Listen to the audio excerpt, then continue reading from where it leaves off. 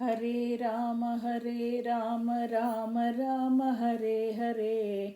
Hare Krishna, Krishna Krishna, Hare Hare. Hare Rama, Rama Rama, Hare Hare. Hare Krishna, Krishna Krishna, Hare Hare. Hare Rama, Rama Rama, Hare Hare. Hare Krishna, Krishna Krishna, Hare Hare. Chapter 26. Shri Bhagavanuvacha Atate sampravakshyami tattvanam lakshanam prutak yadviditva vimuchyeta purushah prakrutair gunaihi. The personality of Godhead, Kapila, continued, My dear mother, now I shall describe unto you the different categories of the absolute truth, knowing which any person can be released from the influence of the modes of material nature. Jnanam nishreyasarthaya purushasyaatmadarshanam yadahurvarnaye tatte hrudayagranti bhedanam. Knowledge is the ultimate perfection of self-realization. I shall explain that knowledge unto you by which the knots of attachment to the material world are cut. Anadiratma purusho nirgunah prakruteh parah pratyagdhama swayam jyotir vishvam yena samanvitam.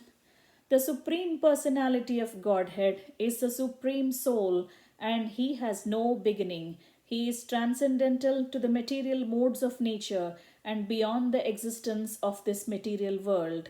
He is perceivable everywhere because He is self-effulgent, and by His self-effulgent lustre the entire creation is maintained.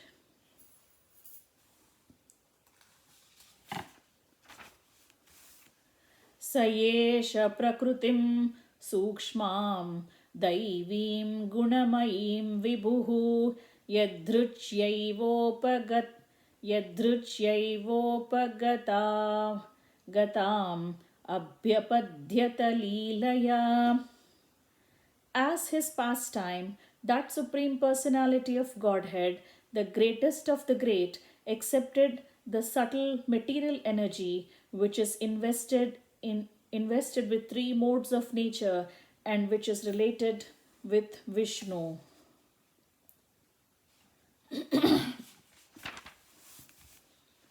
Gunair vichitrata srujatim sapurna sarupa prakrutim prajaha vilokya mumuhe sadhyaha saihajnana-guhaya. Divided into varieties by her threefold modes, material nature creates the forms of the living entities, and the living entities, seeing this, are illusioned by the knowledge covering feature of the illusionary energy. Evam parabhidyanena kartrutvam prakruteh puman karmasuh kriyamaneshu gunairatmani manyate. Because of this forgetfulness, the transcendental living entity accepts the influence of material energy as his field of activities, and thus actuated, he wrongly applies the activities to himself. Sadrushya samsrutir bhandaha paratantriyam cha tat kritam bhavatyakarturishasya sakshino nirvrutatmanaha. Material consciousness is the cause of one's conditional life, in which conditions are enforced upon the living entity by the material energy. Although the spirit soul does not do anything and is transcendental to such activities, he is thus affected by conditional life.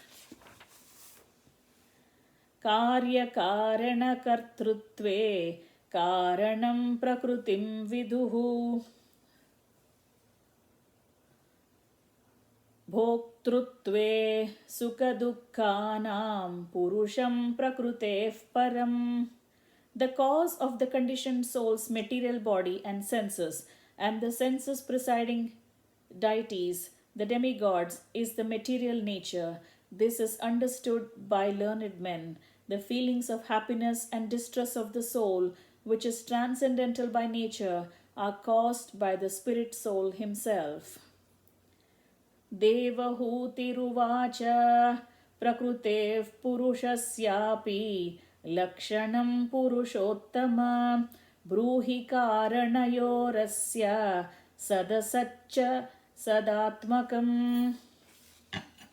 सदसच्च यदात्मकम्. Devahuti said, O Supreme Personality of Godhead, kindly explain the characteristics of the Supreme Person and his energies, for both of these are the causes of this manifest and unmanifest creation. Shri Bhagavanuvacha Yetat Trigunamavyaktam Nityam Sadasadatmakam Pradhanam Prakrutim Prahur Avishesham Visheshavat. The Supreme Personality of Godhead said, the unmanifested eternal combination of the three modes is the cause of the manifest state and is called Pradhana. It is called Prakriti when in the manifested stage of existence. Panchabhih panchabhir brahma chaturbhir darshabhistata etat shrutir vishatikam ganam pranadikam viduhu. The aggregate elements, namely the 5 gross elements, the 5 subtle elements, the 4 internal senses, the 5 senses for gathering knowledge, and the 5 outward organs of action are known as the pradhana. Are known as the pradhana. Mahabhutani panchaiva bhurapognirmarunnabha tanmatrani chatavanti gandadini manani me gandadini mathani me. There are 5 gross elements, namely earth, water, fire, air, and ether. There are also 5 subtle elements, smell, taste, color, touch, and sound. Indriyani dashakshotram twadgad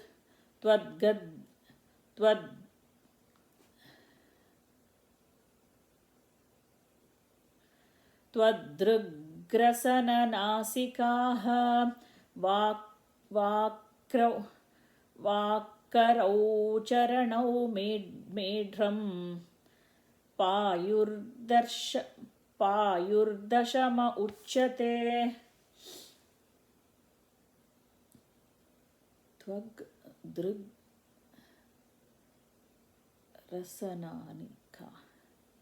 The senses of acquiring knowledge and the organs of action number 10, namely the auditory sense, the sense of taste, tactile sense, sense of sight, sense of smell, the active organ for speaking, the active organs for working, and those for traveling, generating, and evacuating.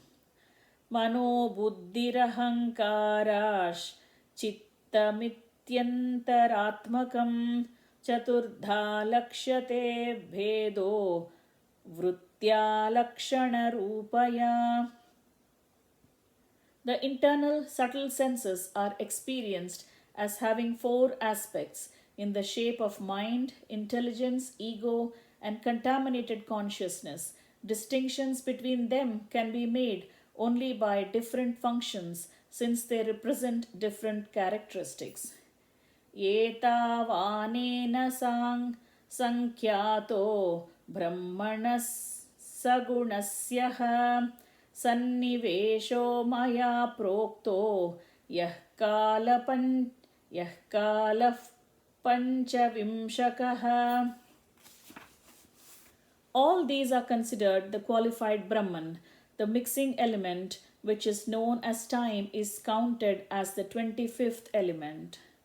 Prabhavam paurusham prahuhu kalameke yato bhayam ahankara vimudhasya kartuh prakriti miyushaha.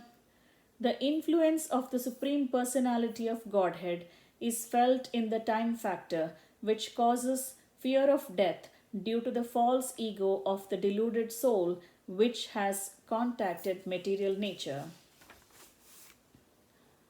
प्रकृतेर्गुणसाम्यस्य निर्विशेषस्य मानवी चेष्टा यतः स भगवान् काल इत्युपलक्षितः. My dear mother, O daughter of Swayambhuva Manu, the time factor, and as I have explained, is the Supreme Personality of Godhead, from whom the creation begins as a result of the agitation of the neutral, unmanifested nature. Antah purusha rupena kala rupena yo bahihi samanvetyesha sattvanam bhagavan atma mayaya. By exhibiting his potencies, the Supreme Personality of Godhead adjusts all these different elements, keeping himself within as a supersoul and without as time. Daivat kshubhita dharminyam swasyam yonau parah puman adattah viryam sasuta mahattattvam hiranmayam.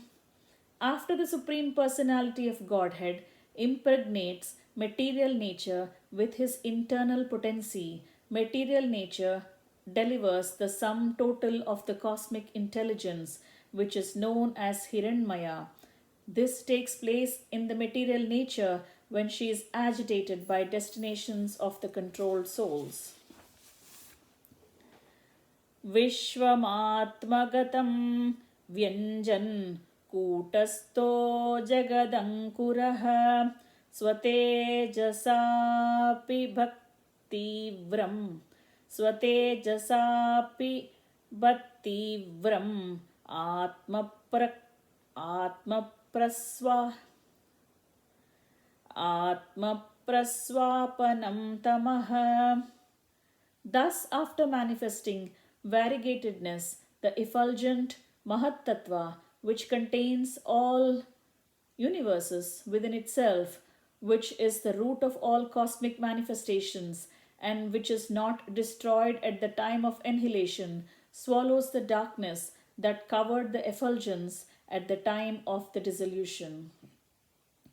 Yetat sattvagunam swacham shantam bhagavatah padam yadahurvasudevakyam chittam tanmahadatmakam. The mode of goodness, which is the clear, sober status of understanding the personality of Godhead, which is generally called Vasudeva or consciousness, becomes manifest in the Mahat-tattva. Swachattvamavikāritvam shantattvamiti chetasaha vrittibhirlakshanam proktam yatapam prakrutif para. After the manifestation of the Mahat-tattva, these features appear simultaneously. As water is in the natural state before coming in contact with earth is clear, sweet, and unruffled, so the characteristic traits of pure consciousness are complete serenity, clarity, and freedom from distraction. महत्तत्त्वाद्विकुर्वाणाद् भगवद्वीर्यसम्भवात् क्रियाशक्तिरहङ्कारस्त्रिविधः समपद्यत वैकारिकस्तैजसश्च तामसश्च यतो भवः मनसश्चेन्द्रियाणां च भूतानां महतामपि. The material ego springs up from the Mahat Tattva, which evolved from the Lord's own energy. The material ego is endowed predominantly with active power of three kinds: good, passionate, and ignorant. It is from these three types of material ego that the mind, the senses of perception, the organs of action, and the gross elements evolve. सहस्रशिरसं साक्षाद्यमनन्तं प्रचक्षते सङ्कर्षणाख्यं पुरुषं भूतेन्द्रियमनोमयम्. The threefold ahankara, the sources of the gross elements, the senses, and the mind, is identical with them because it is their cause. It is known by the name of Sankarshana, which is directly Lord Ananta with 1,000 heads. Kartrutvam karanatvam cha karyatvam cheti lakshanam shantadhora vimudatvam iti va syadaham krute. The false ego is characterized as the doer, as an instrument, and as an effect. It is further characterized as serene, active, or dull according to how it is influenced by the modes of goodness, passion, and ignorance. Vaikarikad vikurvanan manastatvamajayata yat sankalpa vikalpabhyam vartate kama sambhavaha. From the false ego of goodness, another transformation takes place. From this evolves the mind, whose thoughts and reflections give rise to desire.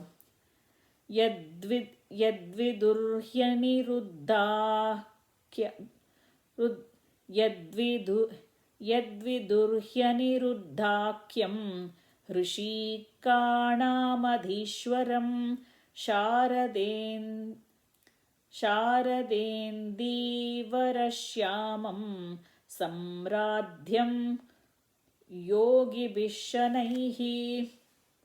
The mind of the living entity is known by the name of the Lord Aniruddha, the supreme ruler of the senses. He possesses a bluish black form resembling a lotus flower growing in the autumn. He is found slowly by the yogis. Taijasattu vikurvanad buddhitatvamabhutsati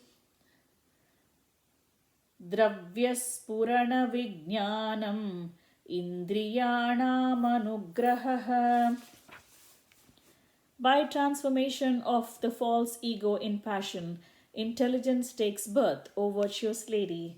The functions of the intelligence are to help in ascertaining the nature of objects when they come into view and to help the senses. Samshayota viparyaso nishchaya smrutireva cha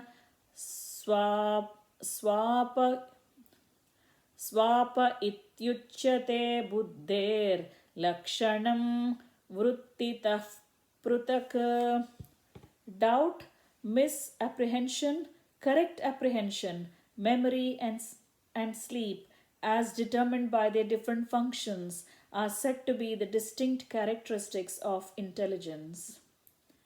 Taijasanindriyanyeva kriyajnana-vibhagashah pranasya hi kriya shaktir buddhirvijnana-shaktita.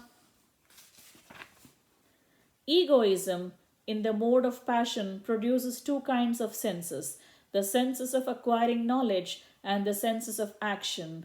The senses of action depend on the vital energy, and the senses for acquiring knowledge depend on intelligence.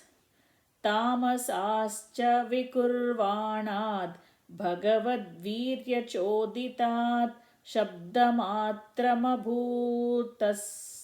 शब्दमात्रमभूतस्मान् नभः क्षोत्रं तु शब्दगाम्.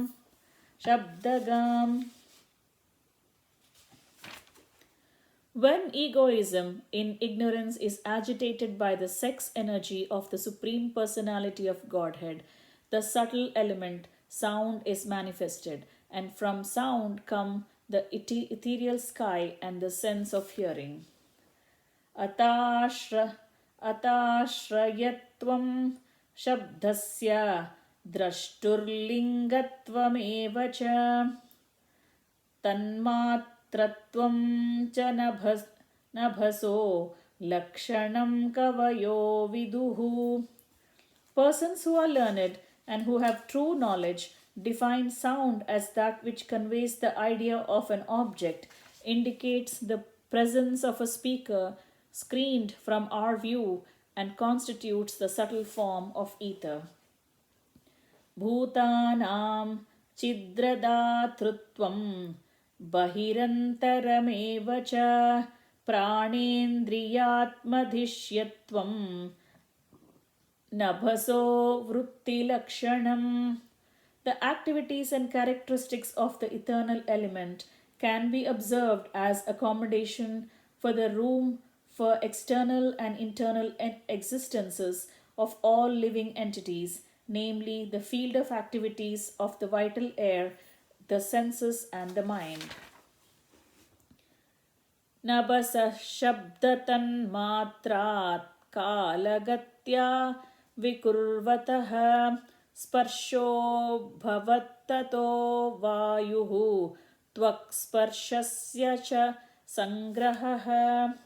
From ethereal existence, which involves from sound, the next transformation takes place under the impulse of time, and thus the subtle element, touch, and thence the air and the sense of touch becomes prominent.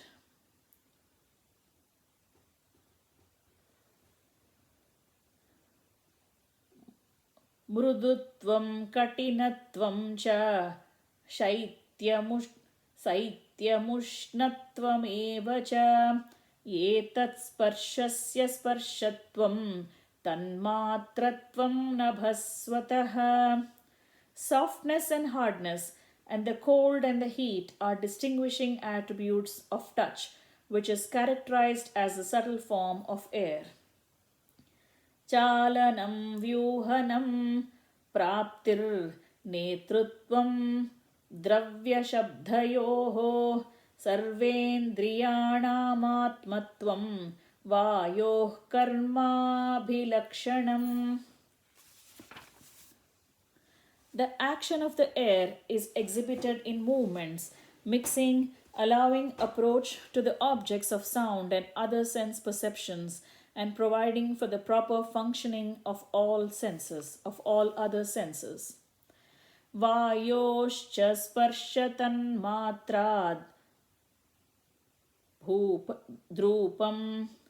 drupam daiveritadbhuta samuttitam tatastejaschakshurupopalambhanam.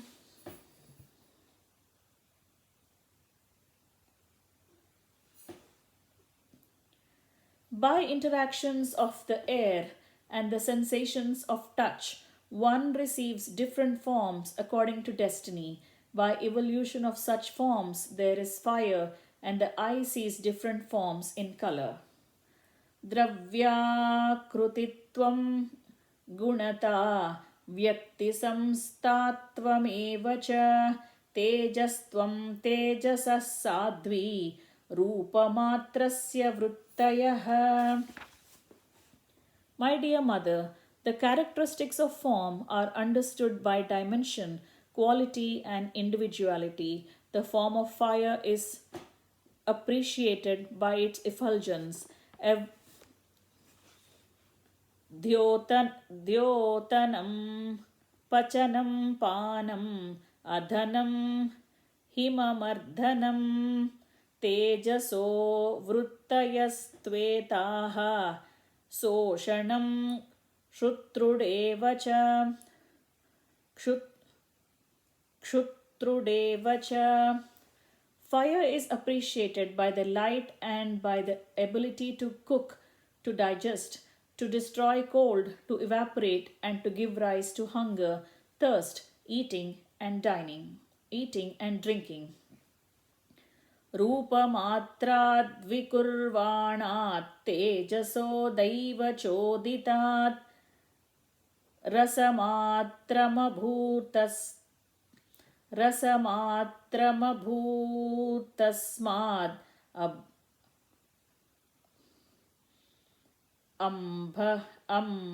अम्भोजिह्वा रसग्रहः.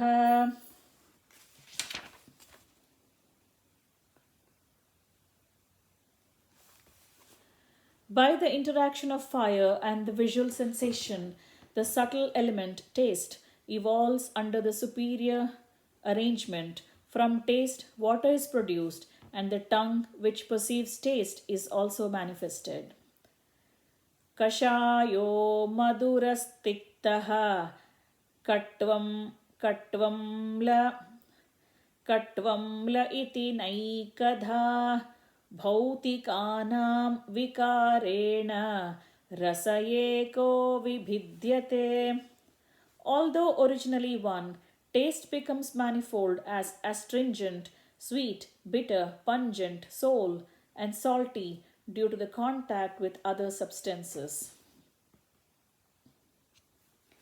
क्लेदनं पिण्डनं तृप्तिः प्राणानाप्यायनोन्धनं तापापनोदो भूयस्त्वम् अभसो वृत्तयस्त्विमाः. The characteristics of water are exhibited by its moistening other substances, coagulating various mixtures, causing satisfaction, maintaining life, softening things, driving away heat, incessantly supplying itself to reservoirs of water, and refreshing by slaking thirst. रसमात्राद्विकुर्वाणाद् अम्भसो दैव चोदितात् गन्धमात्रमभूतत्तस्मात् पृथ्वीघ्राणस्तु गन्धगः. Due to the interaction of water with the taste perception, the subtle element odor evolves under superior arrangement. Thence, the earth and the olfactory sense, by which we can variously experience the aroma of the earth, becomes manifest. करम्भपूतिसौरभ्य शान्तोग्राम्लादिभिः पृथक्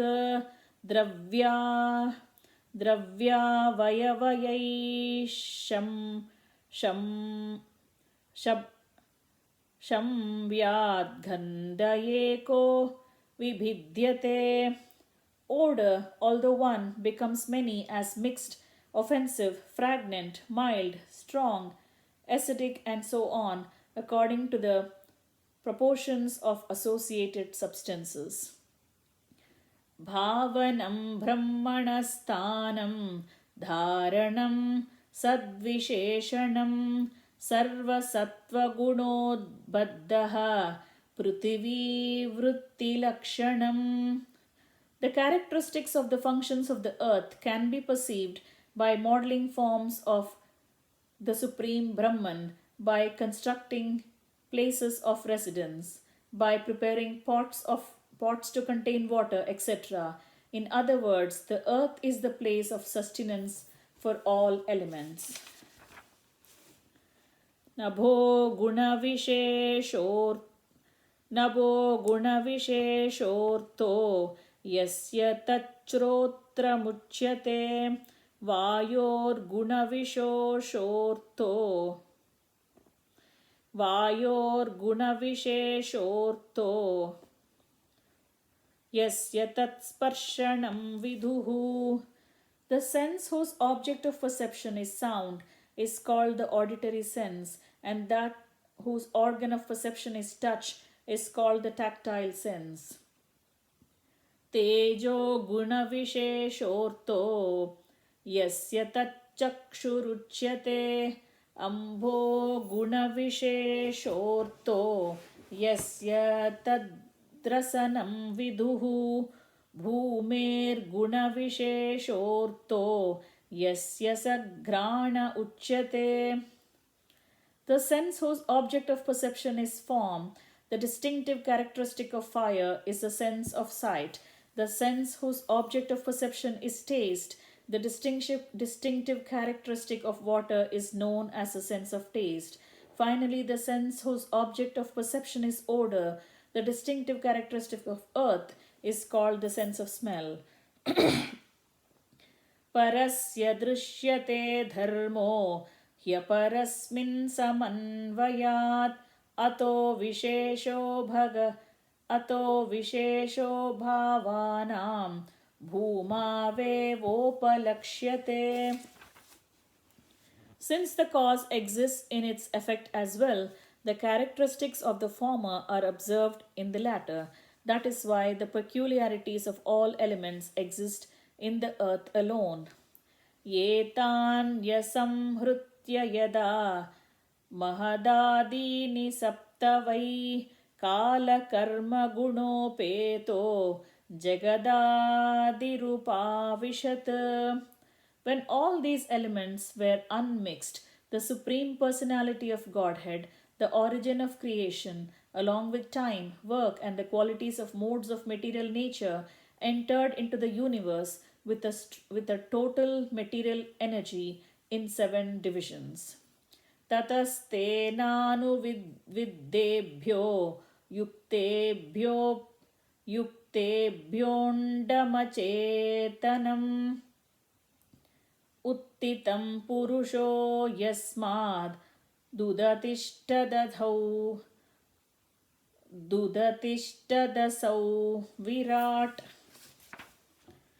From these 7 principles, roused into activity and united by the presence of the Lord, an unintelligent egg arose, from which appeared the celebrated cosmic being. Etadandam visheshakyam kramavruddairdashottaraihi toyadibih parivrutam pradhanenavrutais yatra lokavitanoyam rupam bhagavato harehe. This universal egg, or the universe in the shape of an egg, is called the manifestation of material energy. Its layers of water, air, fire, sky, ego, and the Mahat-tattva increase in thickness one after another. Each layer is 10 times bigger than the previous one, and the final outside layer is covered by pradhana. Within this egg is the universal form of Lord Hari, of whose body the 14 planetary systems are parts.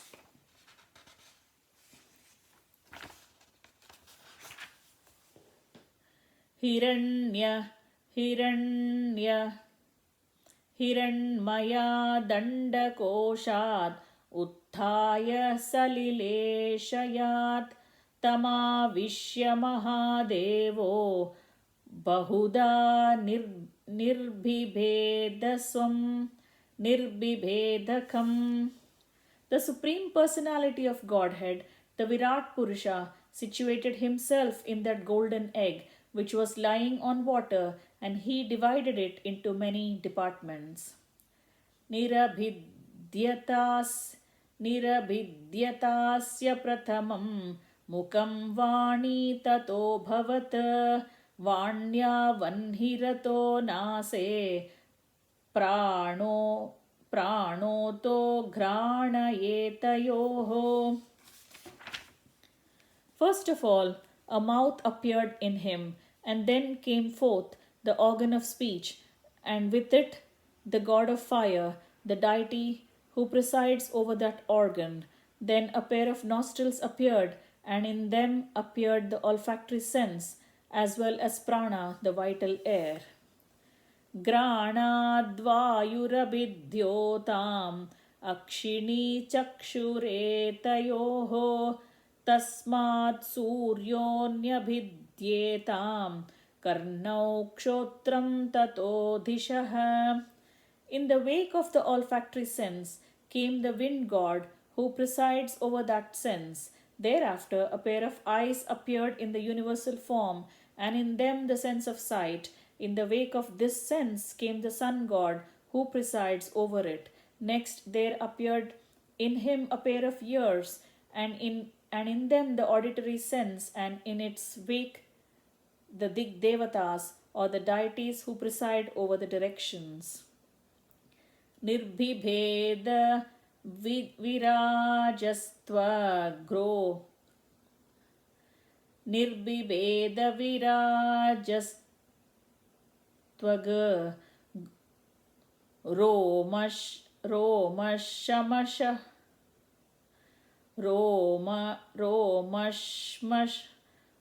romashmaksha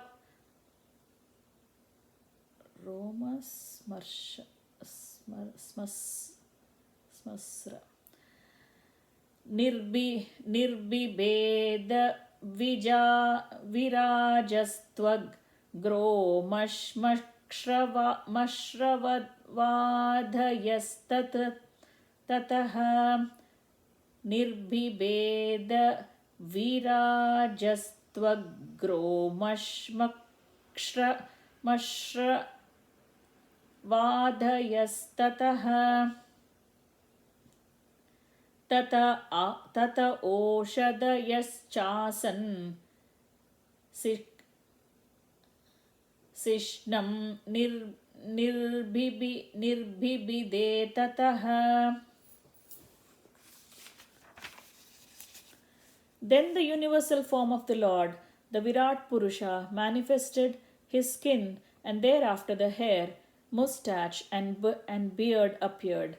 After this, all the herbs and the drugs became manifested, and his genitals also appeared.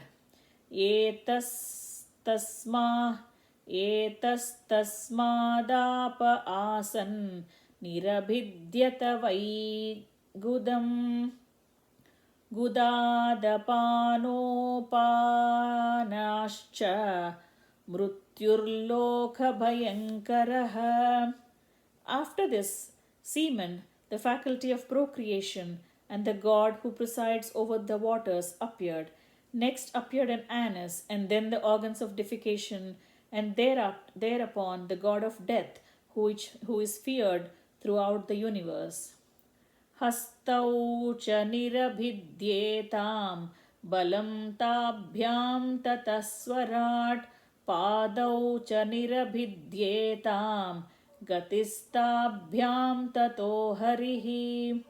Thereafter, the two hands of the universal form of the Lord became manifested, and with them the power of grasping and dropping things, and after that Lord Indira appeared. Next, the legs became manifested, and with them the process of movement, and after that Lord Vishnu appeared. Nadyosya nirabhidyanta tambho lohitamabhrutam tadyastatah samabhavan rudharam nirabhidyata. The veins of the universal body became manifested, and thereafter the red corpuscles or blood. In their wake came the rivers, the deities presiding over the veins, and then appeared an abdomen. पिपासे ततः स्यातां समुद्रस्त्वेतयोरभूत् अतास्य हृदयं भिन्नं हृदयान्मन उत्थितम्. Next grew feelings of hunger and thirst, and in their wake came the manifestation of the oceans. Then a heart became manifest, and in the wake of the heart the mind appeared. Manas Manasaschandrasa jato buddhirbuddhirgiram patihi ahankarastato rudraschittam chaityastato bhavat. After the mind, the moon appeared. Intelligence appeared next, and after intelligence, Lord Brahma appeared. Then the false ego appeared, and then Lord Shiva, and after the appearance of Lord Shiva came consciousness and the deity presiding over consciousness. Ye te hyabhyuttita deva naivasyottapane shakan पुनराविविदुस्वानि पुनराविविदुःखानि तत्मृत्यापयितुं क्रमात्. When the demigods and the presiding deities of the various senses were thus manifested, they wanted to wake their origin of appearance, but upon failing to do so, they re-entered the body of Virat Purusha one after another in order to wake him. Barhirvacha mukam bheje nodatishtatata nodatishtatada virat granena nasike vayur nodatishtatada virat. The god of fire entered his mouth with the organ of speech, but the Virat Purusha could not be aroused. Then the god of wind entered his nostrils with the sense of smell, but still the Virat Purusha refused to be awakened. Akshini chakshusha nodatishtatada virat kshotrena karnau cha disho nodatishtatada virat. The sense god entered the eyes of the Virat Purusha and the sense of sight, but still the Virat Purusha did not get up. Similarly, the predominating deities of the directions entered his ears with the sense of hearing, but still he did not get up. Tvacham romabhiro shadyo nodatishtatada virat retasa sishnamapastu nodatishtatada virat. The predominating deities of the skin, herbs and seasoning plants entered the skin of the Virat Purusha with the hair of the body, but the cosmic being refused to get up even then. The god predominating over water entered his organ of generation with the faculty of procreation, but the Virat Purusha still would not rise. Gudam mrutyurapanena nodatishtatada virat hastavindro balenaiva nodatishtatada virat. The god of death entered his anus with the organ of defecation, but the Virat Purusha could not be spurred to activity. The god Indira entered the hands with their power of grasping and dropping things, but the Virat Purusha would not get up even then. Vishnur gatyaiva charanau nodatishtatada virat nadir nadyo lohitena nodatishtatada virat. Lord Vishnu entered his feet with the faculty of locomotion, but the Virat Purusha refused to stand up even then. The reverse entered his blood vessels with the blood and the power of circulation, but still the cosmic being did not make a stir. Shrutrunbhyamudaram sindur nodatishtatada virat hrudayam manasa chandro nodatishtatada virat. The ocean entered his abdomen with hunger and thirst, but the cosmic being refused to rise even then. The moon god entered his heart with the mind, but the cosmic being would not be roused. बुद्ध्या ब्रह्मापि हृदयं नोदतिष्ठ तदा विराट् रुद्रोऽभिमत्या हृदयं नोदतिष्ठ तदा विराट्. Brahma also entered his heart with intelligence, but even then the cosmic being would not be prevailed upon to get up. Lord Rudra also entered his heart with ego, but even then cosmic being did not stir. चित्तेन हृदयं चैत्यः क्षेत्रज्ञः प्राविशाद्धृदा विराट् ददैव पुरुषः सलिलाधुदतिष्ठत. However, when the inner controller, the deity presiding over the consciousness, entered the heart with reason, at that very moment the cosmic being arose from the causal waters.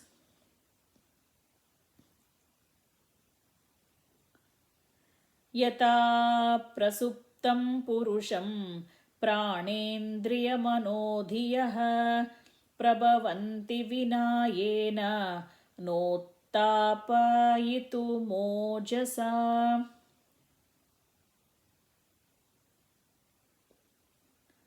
When a man is sleeping, all his material assets, namely the vital energy, the senses of recording knowledge, the senses of working, the mind and the intelligence cannot arouse him. He can be aroused only when the supersoul helps him.